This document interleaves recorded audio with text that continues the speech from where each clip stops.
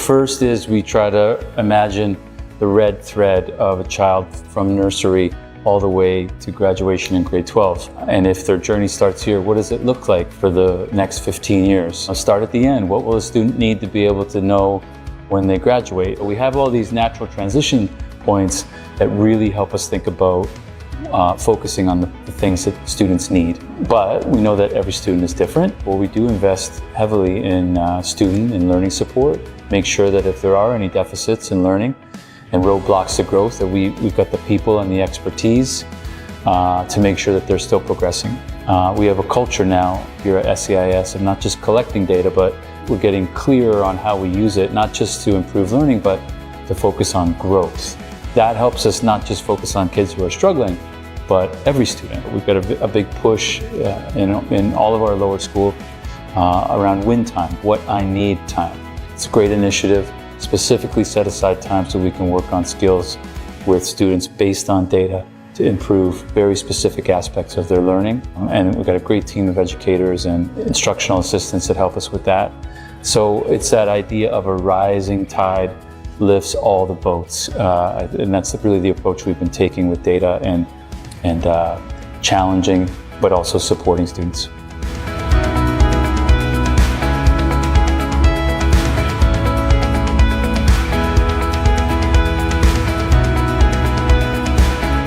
IB curriculum framework. IB, I think, has always been about the why and the how of learning as much as the what. There's things like differentiation, student agency, and service learning, and project-based learning, and STEM, and collaboration. And all these things have always been baked into the IB since the beginning to help your child make it successfully from nursery to grade 12.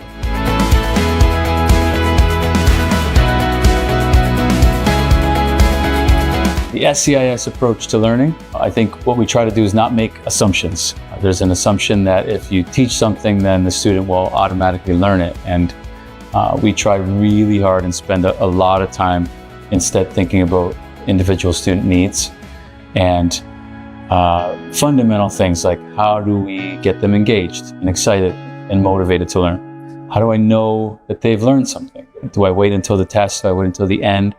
Or am I going to put together constant checking of progress to see if they're going to be successful? Do I know the learner? Do I know how they learn? Am I designing experiences so that I'm removing any barriers that they may have and sort of making sure that it fits their needs and they're going to be able to catch on and imprint?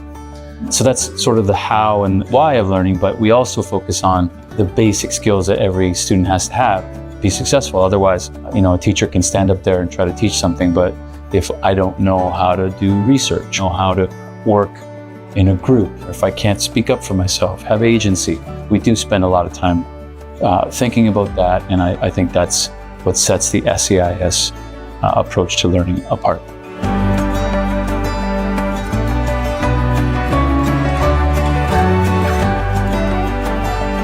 Developing the whole child, but I do think there are aspects here at SCIS that we do particularly well because it's what we believe in and we invest heavily in it, and that is social emotional well-being.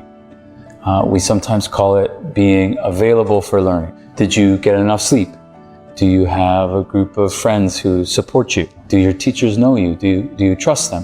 When you're not at your best, how can we help you remove the issues or roadblocks so that you can go back to the hard work of just being a kid and navigating all the milestones from nursery to high school and still be growing as a learner? It makes a huge difference, and it makes for better learners, but it also makes better teachers, and it makes us a better school and ultimately a better community.